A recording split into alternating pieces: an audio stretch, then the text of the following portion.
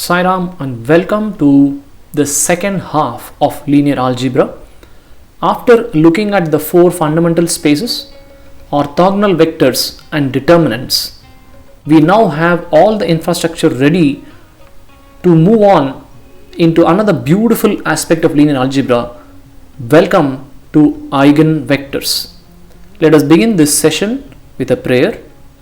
Om Saishwaraya Vidmahe Satyadevaya Dhimahi Tanna Sarvah Prachodayat. Om Shanti Shanti Shanti. Eigen in German means proper, and therefore eigenvectors can be literally translated as proper vectors. And when we see its definition, we will understand why they are termed eigenvectors. If we look at any transformation, and the moment we say transformation, it could be any matrix. The vectors that continue in the same span are termed eigenvectors. That's it. That's a very, very simple definition, and that's all we need in order to understand eigenvectors. So I have a transformation T which I apply to a vector, and I find that the resulting vector is continuing in the same span, and that is termed as an eigenvector. A simple example, let's talk about the transformation of reflection about the mirror with subtending an angle of 45 degrees. Here is the mirror. So let's try and look at the transformation matrix for this mirror. So when we look at this, we find that the 1 0 gets transformed to 0 1 and 0 1 gets transformed to 1 0, and with the standard basis in the transformation, we can simply pick up this matrix and we have the reflection matrix with us ready, right? Now what's interesting is, let's look at two special vectors for this matrix and see what transformation has effect on them. Let's look at 1 1 and minus 1 1, right? How does 1 1 look? 1 1 is going to lie on the mirror. You can try and do this experiment for yourself, right? Place a pencil or a pen on the mirror. It is not going to, you are not going to see its reflection, right? And therefore, so you may say physically I will be able to see it, almost lying along the pen. But the point here is, we are talking about an infinitely thin mirror or an infinitely thin pencil, and if you make it lie along the mirror, there is no reflection for it. You will need to be at an angle from the mirror or distance from the mirror in order to see the reflection of that vector. The another special vector that we have here is minus 1 1. Try and take the pencil now perpendicular to the mirror. Place the pencil perpendicular to the mirror. You will find that the reflection continues in the same line, but not for any other direction. Try and change the direction of the pencil. You will find that you will get the reflection in another direction, right? And therefore these become really special. They are very proper. The transformation really cannot change them, right? Very, very interesting property of these vectors, not only in linear algebra but also in a spiritual term or a spiritual parlance, right? We may find that the world, we may say, is affecting and therefore we are changing, but if we are proper inside, if we act as eigenvectors, then the whole transformation that we are looking at, or the bad transformation that we are seeing in the world, shouldn't affect us. Anyway, so let me get on to the subject. Now, if we really apply, let's try and apply 1 1, take A times this x vector, you will find that the resulting vector is again 1 1. Similarly, take minus 1 1 and multiply this here. We are going to get a 1 minus 1. Let's see how these vectors are going to look like. 1 1 is here, right? So it's lying on the blue line, and its reflection also lies on the same vector. Let's talk about minus 1 1. Minus 1 1 is here, so it's a minus 1 and a 1, so the vector may look like this. And when you transform this, we are going to get a 1 minus 1, which is a 1 and a minus 1, so which means that it's going to be like this, which means the reflection is continuing in the same span as the original vector. Here in the same direction, here in the opposite direction, and therefore if we are able to continue in the same span, those vectors are called eigenvectors. So reflection is not something special. We can look at many other examples as well. What about projection on a line with theta subtending an angle of 60 degree with a positive x-axis? I have figured out the vectors for you, the transformation matrix, because I simply use the formula that we looked at in linear transformations. You can go and take a look at that, and we can very easily get this transformation matrix A. For this transformation matrix, let us try and see what happens to the vector 1 root 3. Try and multiply this with 1 root 3. Let's see what happens. So let me just put it here so that it gives us a clue. So if I keep here 1 root 3, let's try and multiply this. I'm going to get 1 by 4 plus 3 by 4, that's 1. Root 3 by 4 plus 3 root 3 by 4. So that's going to be root 3 into 3 plus 1 by 4. They get cancelled out. The answer is root 3. Oh, what do we get? We're saying that a matrix times a vector is continuing in the same span. What have we found? We found the eigenvector for the projection matrix. Okay, so how is that possible? It's possible because 1 root 3 is probably lying on the line itself, right? So look at this line here, which is 1 by 4 root 3 by 4 and 1 root 3, right? So which means that projecting this on the same line is going to result in the same vector. That's it. We got one eigenvector.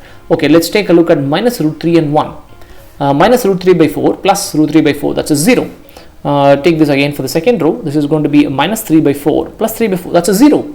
So we are getting a 0, 0. And we are saying that this is special. How is that special? So when we multiply this A with this vector, we get 0, 0 vector.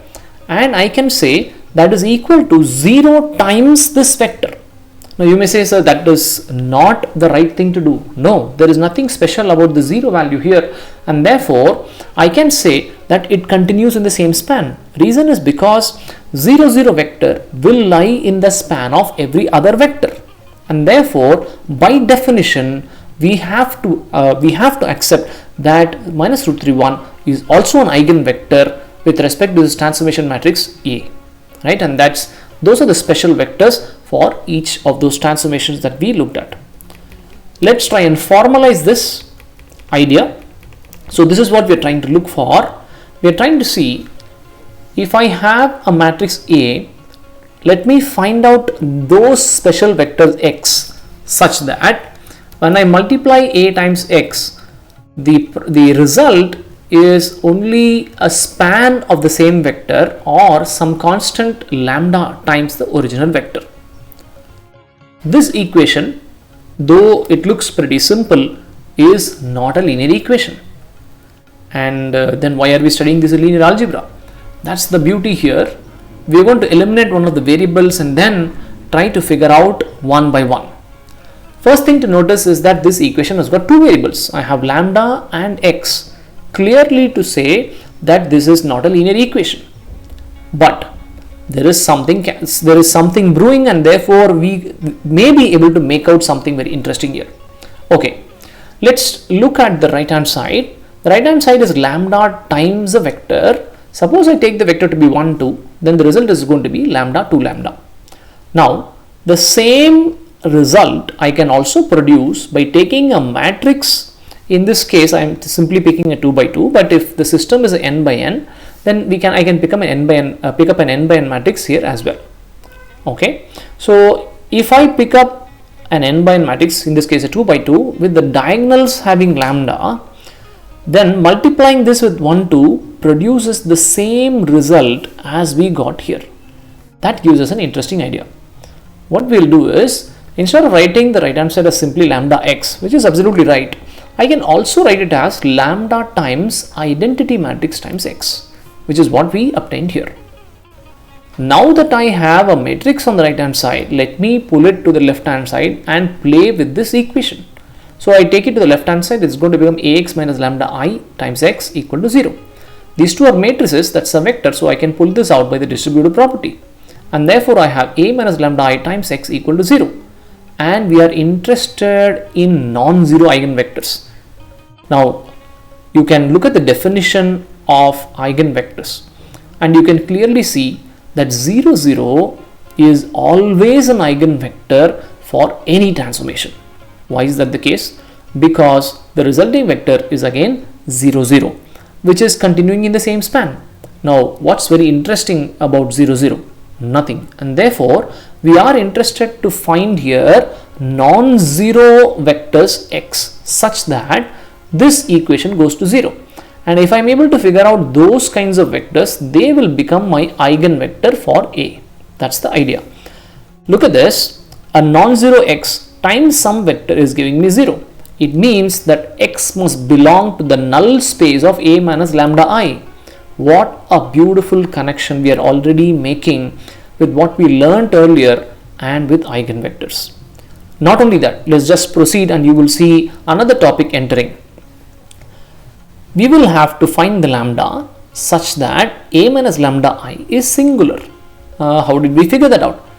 If we are saying that A minus lambda I times x is equal to 0, where x is non-zero, if I have a non-zero vector in the null space of A minus lambda I, what does that tell you? It tells us that A minus lambda I has got to be singular. And what do we know about singular matrices? We can look at its determinant. Its determinant must go to 0. Now we have something interesting. Look at this. We have determinant of A minus lambda I going to 0, which tells us this can help us find the lambda. There is only one unknown here. From something where we had two unknowns, we are able to now reduce by using properties in linear algebra to an equation where we have only one unknown, and this can help us figure out the lambda. Once I figure out the lambda, which we are going to call as the eigenvalues, we can go back here and find out the eigenvectors. That's the procedure, and all that we are going to do is to look at multiple examples and train ourselves to be well versed in the art of finding eigenvectors. And maybe after that we will look at few interesting properties of eigenvalues and eigenvectors. Now some terminology for us is that when we look at the determinant of A minus lambda I and equate it to 0, that equation is going to be called as the determinant here in this form is going to be called as the characteristic polynomial of A, and obviously that will be an n degree equation in lambda, right? So let's pick up a few examples. So if I pick up a matrix A, 4 minus 5, 2 minus 3, I look at A minus lambda I. This is my A minus lambda I, only the diagonals change. Let's take the determinant of this. That's going to be this 4 minus lambda into minus 3 minus lambda minus 5 into 2, and this is the equation. And when we solve for this, if we factorize, we get 2 and minus 1, right? With respect to 2, these are my eigenvalues. So let me use each eigenvalue in the original equation and try to figure out what's my eigenvector. How do I do that? For lambda equal to 2, I figure out what is A minus lambda I. This is my matrix. It changes from here to here. You can verify this. And I look at the null space of this A minus lambda I. Look at, try and solve this using general null space solutions. You will figure out that the solution is going to be phi 2. I mean, that's one sample solution I put, and in fact any constant times that will also remain to be in the null space. Okay, for lambda equal to minus 1, similarly this matrix changes this fashion, and I figure out that the null space of it is going to contain 1 1 or any combination of this vector 1 1. That's it. With these two matrices we have figured out the eigenvector. That's it. Therefore, for lambda 1 equal to 2, for the eigenvalue 2, my eigenvector is phi 2. For the eigenvalue minus 1, my eigenvector is 1 1. Now we could ask the question, why not another vector, because any constant times this will also is also a solution to the null space. Then why can't we pick that other value here as the eigenvector? So the understanding here is that the moment we talk about an eigenvector, any multiple of it will remain to be my eigenvector. For the simple reason, suppose I say that Ax is equal to lambda x, and if we take some multiple of this x, let's look at A times Cx. I could write this as C times Ax. What would that come out to be? This is going to be C times lambda x. It's continuing in the same span. Therefore, there is no big deal in trying to figure out another solution in the null space and calling it an eigenvector. Rather, we could just pick up the basic null space solution and call that an eigenvector. And it's pretty obvious to us that any vector which is a multiple or a linear combination of what we write as an eigenvector will also continue to be an eigenvector, right? And that is called as the eigenspace. That's another term for us to know. But for now, if we just have understood what are the two eigenvectors for this A, we have got some picture in our mind. Okay, let's verify if these are really eigenvectors. How do I verify? So I go back to my original matrix A, multiply this with phi 2, I get this result, which is 2 times phi 2. Look at this, lambda and x, lambda and x. A times x1 is giving me lambda times x1. That's perfect eigenvector, satisfying that eigenvector equation. Similarly, for the next one, A times x2 is giving me minus 1 minus 1, which is minus 1 times 1 1. Therefore, look at this again, this is my lambda and my eigenvector. It's clear and we are able to verify. So we have got two eigenvectors for this simple matrix which we took as our first example. Let's move ahead to another simple example. Let's take a diagonal matrix this time, and it looks like the eigenvectors are much easier to solve for. So look at A minus lambda I is going to look like this. What's the determinant? The determinant is going to look like this, and there is hardly anything to factor. Straight away we figure out 3, 2 being the eigenvalues. So what does that tell us? For a diagonal matrix, the eigenvalues are lying on the diagonal. Great. Okay, for lambda 1 equal to 3, here is my matrix A minus lambda 1 I, and the null space is going to contain 1 0.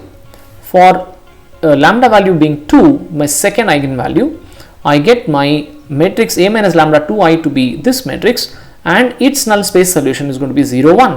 What's interesting is that for a diagonal matrix, the null space solutions are coming out to be the standard basis in that space. So 1 0 1 0 1. All right, and therefore the eigenvector for lambda equal to 3 is going to be 1 0, and for lambda equal to 2 is going to be 0 1, and we have figured it out. If we want, we can go back and check. So here is a simple verification. So take this matrix, multiply by 1 0, I get 3 0, which is 3 times 1 0. That's the lambda 1 value times the first eigenvector. Similarly, the second one 0 with 0 1 we multiply, we get a 0 2 here, which is 2 times 0 1, which is lambda 2 times my second eigenvector. Let's try and move to some 3 by 3 examples. So let's take an interesting example, which is the identity matrix, and let's ask what are the eigenvectors for the identity matrix. Before even we try and figure out, I think by the definition we should be able to find out what's the answer. What's the definition say? It says that if I have a vector and apply the transformation on the vector, and if the resulting vector continues in the same span, then I call that vector as an eigenvector. I have the identity matrix. Let me apply it on some vector. What will be the result? It will be the same vector. Does it not continue on the same span? Obviously yes. So what are the eigenvectors for identity? Any vector. You can pick up any vector and they are going to be eigenvectors for the identity. Great, but does the procedure give us the same answer? Let's verify. So A minus lambda I is here. The determinant of A minus lambda is going to be simply the product of the diagonals. We know this from the determinant formula. For a diagonal matrix, it's simply going to be the product here of the diagonal elements, and that is equal to 0. What does this give us as the root for this cubic equation? Lambda is going to be 1, but that repeats thrice, right? And therefore you look at A minus lambda I, this is my matrix. Let's be very careful in understanding this answer here. Though I have written it as one simple vector here, it's not that one vector. We should have probably written it as there are 3 free variables, and we would actually have 1 0 0. That's one solution. 0 1 0 and 0 0 1, and I can take a combination of say C1 times this, C2 times this, C3 times this. It will lead me to this vector, which in a sense tells me that how many eigenvectors are there for identity. Any vector in R3 is going to be an eigenvector.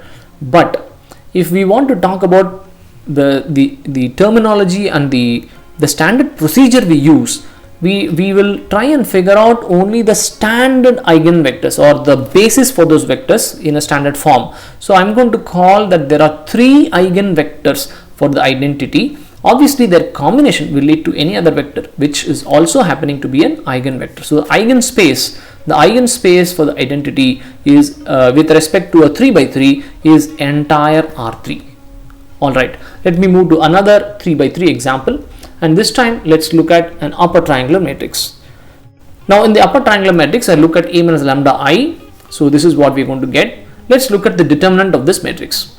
The easier way to look at the determinant is to use the first column and find the determinant. So let's use the 0. So all this part is gone, 0, this part is determinant part cofactor is gone. Let's look at only 1 minus lambda. 1 minus lambda will give me these two product minus a 0.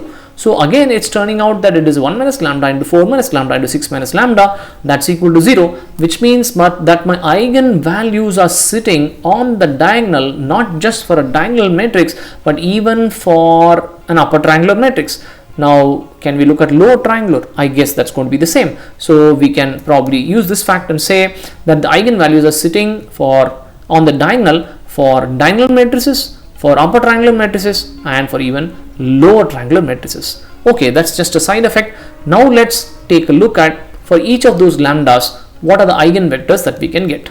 Right, so for 1 we get this matrix, and the eigenvector is by solving for the null space of this. So I have solved and then written, and therefore I request you to please look at what's the free variable and figure out the answer with respect to this matrix that we have, and I have written the answer to be a 1 0 0. Alright, now let's go to the second eigenvalue, which is 4. Right, so it looks as if we are going to get 0 1 0 again, but let's just not rush that fast. Let's look at the second one. The second one happens to be a 2 3 0. Please figure out the answer for yourself and verify if that's really right. And similarly for the third eigenvalue, I get lambda 3 equal to 6. Here is my matrix A minus lambda 3I. Figure out the find out the null space solution for this matrix. I get my answer to be 8 by 5, 5 by 2, and 1.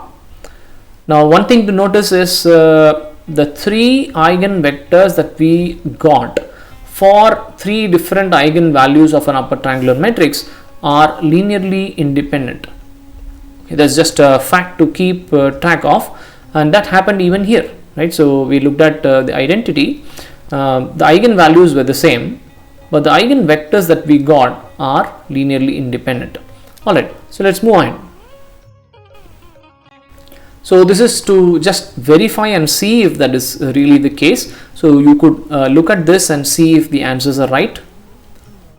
And let us now summarize. Now that we have some examples with us, let's try and summarize the procedure. So what we do is, first we find the roots of the characteristic polynomial.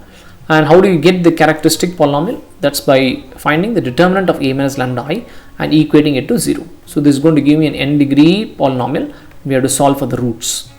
And once I have the roots, which are my eigenvalues, we are going to solve for each one and find my eigenvector. How do we do that? Null space of this matrix A minus lambda I. That's it. This is the procedure. We will go ahead now and look at some very interesting properties of eigenvalues and eigenvectors. So here is the first property. It says that if an eigenvalue is 0 for a specific matrix, then A is going to be singular. Alright, so how do we figure this out? Okay, if I have an eigenvalue to be 0, it tells me that Ax is equal to lambda x, which means that there will be some eigenvector, a non-zero eigenvector, such that Ax is equal to lambda x, which will go to 0. What do we have? We are saying that there is a non-zero vector x such that Ax is equal to 0, which means x is part of the null space of A, and therefore it must happen that A is singular, or A does not have all the columns as linearly independent. So whichever way we put it, obviously A has got to be singular matrix, and it also implies that its determinant must be 0. Okay, just with this fact we can also derive one more beautiful fact that says if all the eigenvalues are not equal to 0, then A will be non-singular and therefore it will be invertible. Now we could ask how is that possible, because can we take that fact really, because this is only in one direction. It says if an eigenvalue is 0, then A is singular. So how does that mean that if when eigenvalues are not 0, can A be non-singular? The way to argue about this is that if at all we find A singular, it's very clear that 0 has got to be an eigenvalue here. Why? Because I will find a non-zero solution in the null space of a singular matrix. That's it. And therefore, when A is non-singular, you will not find that 0 is an eigenvalue. So with that, we can conclude that if no eigenvalue is 0, A will be non-singular and obviously it will be invertible. The next property, we are saying that the determinant of A is going to be the product of all the eigenvalues. Okay, how do we do this? Fine. So let's assume that A has got n eigenvalues, lambda 1 to lambda n, and the characteristic polynomial, when I factorize it, it's going to look like lambda minus lambda 1 times lambda minus lambda 2, so on up to lambda minus lambda n equal to 0. Right? That's by our factorization, because the lambda 1s to lambda n's are eigenvalues which are roots of this equation. Therefore, I can obviously factorize this equation. I'm just inverting each one of them. I'm saying that that product will obviously also go to 0. Now you may actually look at it and say, should we not look at the minus sign, or how many, or what is my n, is it odd or even? But the point here is that if this product goes to 0, then this product will obviously go to 0. I really am not worried about the signs here. Alright, what we'll do is, if we have this equation determinant of A minus lambda I to be this equation which goes to 0, for any lambda, why don't we pick up lambda equal to 0? For picking lambda equal to 0, what do we get here? This will become, determinant of A minus lambda I will become determinant of A. Is it not? Because it is just A minus 0 times I. So this will be determinant of A. Okay, let's substitute this for lambda even on the right hand side here, and what do I get? Lambda 1 minus 0 times lambda 2 minus 0, so on up to lambda n minus 0, and that is nothing but the product of the eigenvalues. And therefore what we have is the determinant of A is the product of all its eigenvalues. The next property, another very simple property, it says eigenvalues of A will be same as the eigenvalues of A transpose. Okay, A minus lambda I transpose, let's push the transpose inside, will be A transpose minus lambda times I transpose, but I is identity and therefore its transpose is going to remain the same. So I have that A minus lambda I transpose is going to be A transpose minus lambda I. Okay, what we have from the properties of determinants is that determinants do not change when I transpose the matrix. So determinant of A minus lambda I is equal to determinant of A minus lambda I transpose. What did we just figure out? A minus lambda I transpose is same as this matrix, which is determinant of A transpose minus lambda I. And what have we got? We have the determinant of A minus lambda I is same as determinant of A transpose minus lambda I.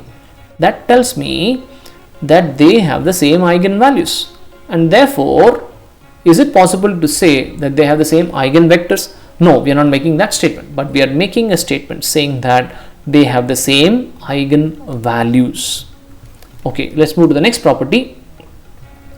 Another interesting property, it says the trace of A. I'm not sure if we have heard of this term before. The trace of a matrix is the sum of its diagonal elements. That's it.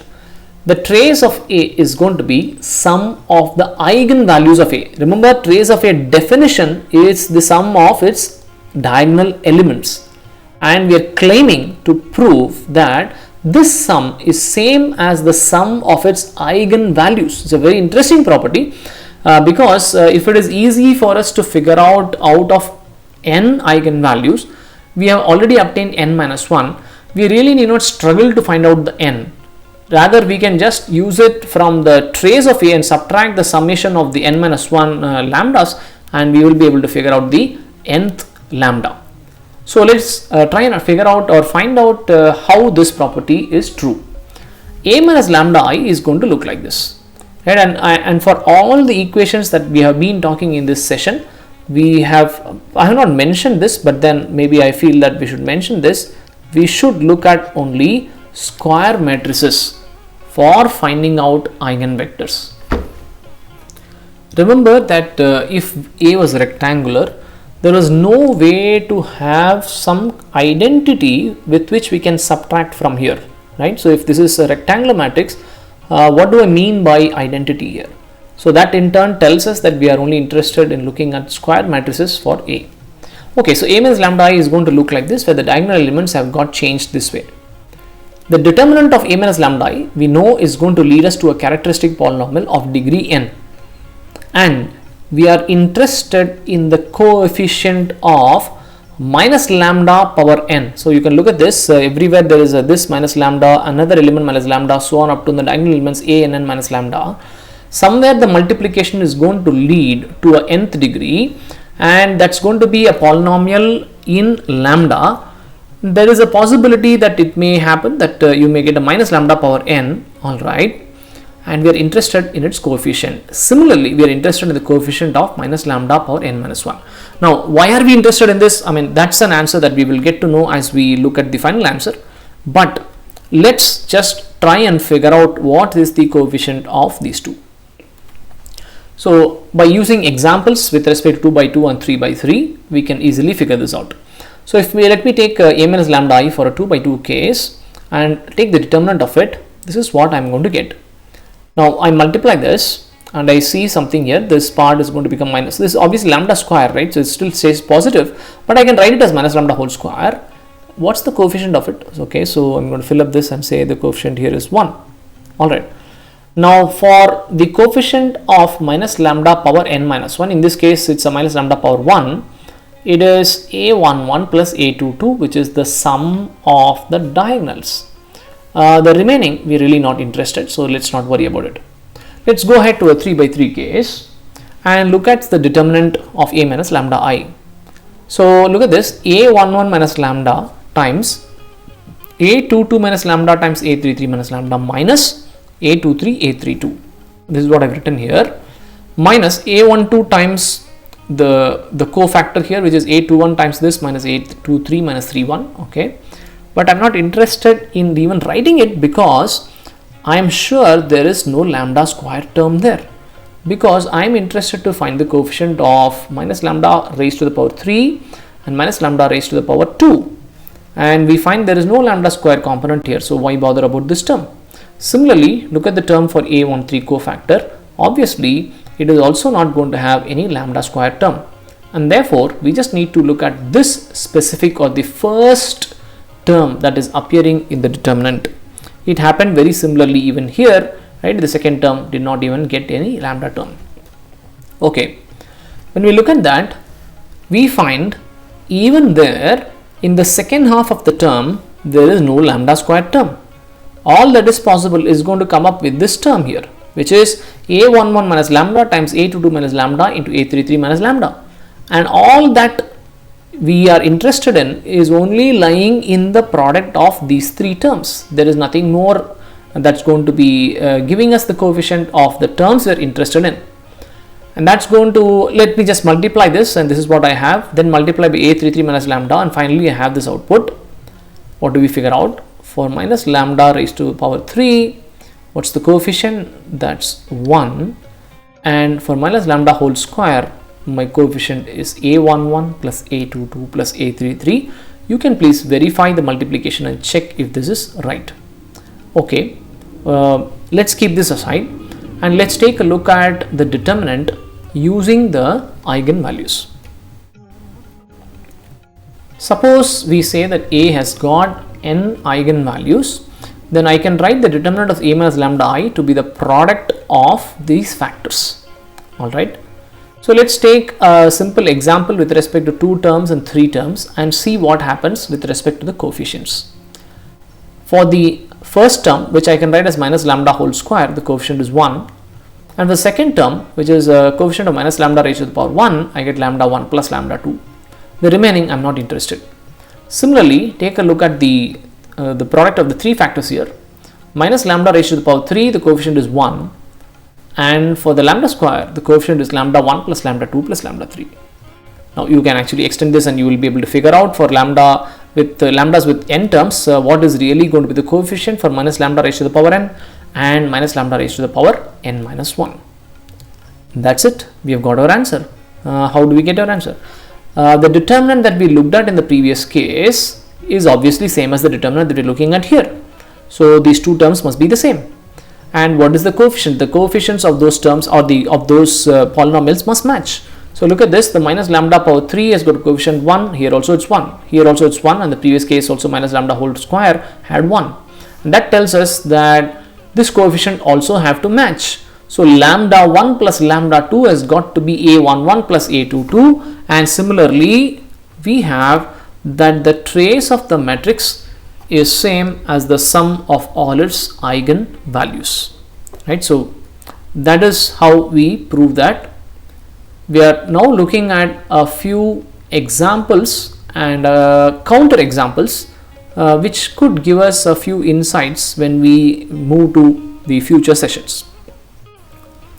If I have a diagonal matrix, it's clear to me that the eigenvalues are on the diagonal and the eigenvectors I get are independent. So I'm having two different eigenvalues, I get two eigenvectors and they are independent. That's not necessary only for a diagonal matrix. Look at this matrix, hardly diagonal in the sense the diagonal elements is 0. But then when we look at the procedure for finding the eigenvalues and eigenvectors, I find that the eigenvalues are coming out to be these two values and I am finding the eigenvectors to be 1, 1 and 1 minus 1. The interesting fact here is that again I find two eigenvectors and they are independent. Okay, what are we trying to really drive home here? Is it going to happen that any matrix I have 2 by 2 will it always give me two eigenvectors and will both be independent? That's the question we asked. Let's move to the next example. This transformation is an interesting transformation. This transformation is actually a rotation by minus 90. Now before even we go ahead, let's look at this transformation in a physical sense and ask ourselves what will be an eigenvector for rotation by some angle, say in this case is minus 90. Now which vector after rotating by some angle will remain in the same span? That is simply not possible, which means that there are no eigenvectors for this rotation matrix. That's the interpretation that we get from geometry. Now how do we understand this with respect to our procedure? Let's try. So my A minus lambda I gives me this matrix and my determinant gives me lambda square plus 1 equal to 0. What does that tell me? My roots of the equation are imaginary, in minus I. And it's very interesting that I can actually use these lambdas and figure out eigenvectors. That's the first thing that we get to know, that we are not going to get real eigenvectors. That is something that is matching with respect to the geometry that we had. But what goes against the idea that we have in geometry is that we do get eigenvectors in the imaginary space. And what does that tell us? Take the eigenvector and apply the transformation, it is continuing in the same span. And it's really hard to imagine this. I mean, probably that is why they're calling this really imaginary, because what it says is I minus 1 is an eigenvector for rotation, which means even after you rotate it by minus 90, it continues in the same span. I really don't know how do you figure this out in geometry, but that's what it is. Right, so this is the small counterintuitive part from algebra, but it's a very interesting part to figure out an eigenvector.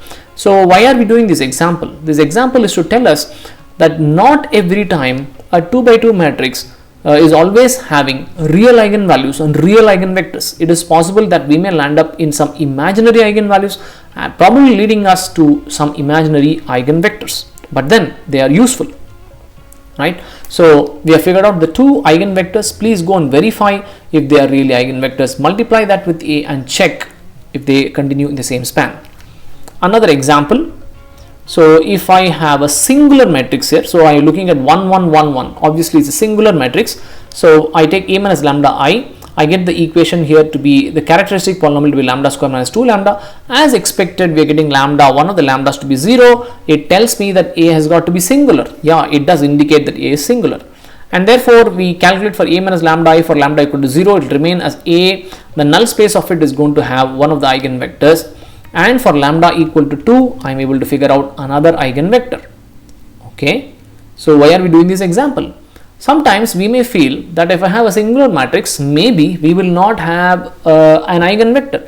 No, every projection matrix we talk about is a singular matrix, but we really did see eigenvectors for it quite earlier in this session, and here even we are looking at two eigenvectors, and therefore even for a singular matrix, in this case it has happened that I am having two eigenvectors and they are independent.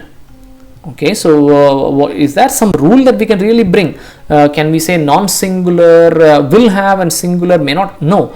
That is why we are trying to break those misconceptions to say that we really cannot say at any point whether a matrix will have eigenvectors or not. Let me bring you one more example, and probably that will be my last example. I have, look at this as a non-singular matrix. They are linearly independent columns. The determinant is not 0. Okay, fine. So let's take a look at A minus lambda I and the characteristic equation. I have an eigenvalue that repeats twice.